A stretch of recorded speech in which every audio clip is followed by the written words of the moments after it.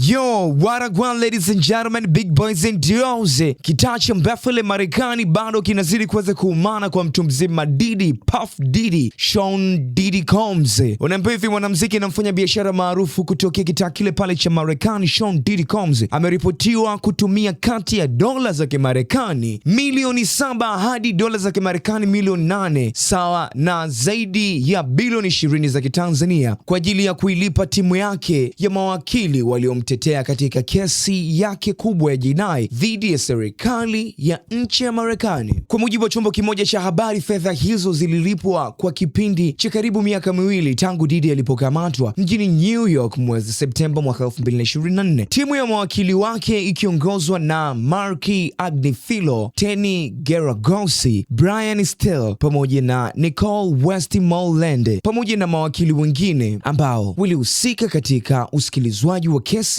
ya mtu mzima Diddy. Unaambiwa Diddy alikabiliwa na mashtaka mazito ya ushirika wa uhalifu RICO, biashara ya ngono, sex trafficking pamoja na kusafirisha watu kwa ajili ya maudhui ya ngono. Unaambiwa kwamba endapo angepatikana na hatia katika mashtaka hayo makubwa, alikuwa anakabiliwa na uwezekano wa kuweza kufungwa mpaka kifungo cha maisha jela. Baada ya kesi iliyodumu kwa takribani wiki 4 kwa mwaka 2025, majaji walimkuta hana hatia katika mashtaka ya RICO na biashara ya ngono, lakini walimpata na hatia katika makosa mawili chini ya sheria ya Mann Act inayohusiana na kusafirisha watu kuvuka mipaka ya majimbo mbalimbali kwa maudhui ya ngono. Mwezi Oktoba mwaka 2025, jaji alimhukumu Diddy kifungo cha miezi 50 gerezani na kwa sasa anatumikia adhabu hiyo katika gereza la shirikisho la Forty Dix, New Jersey. That's it, ladies and gentlemen, ndani ya Kasako Media. Subscribe kwa ajili ya kuweza kupata more infos. Sasa tena tunakutana hapa Data Selfie kwa ajili ya kuweza kuhakikisha tunapata more infos ambazo zinahusiana na issues za entertainment. Ladies and gentlemen, welcome.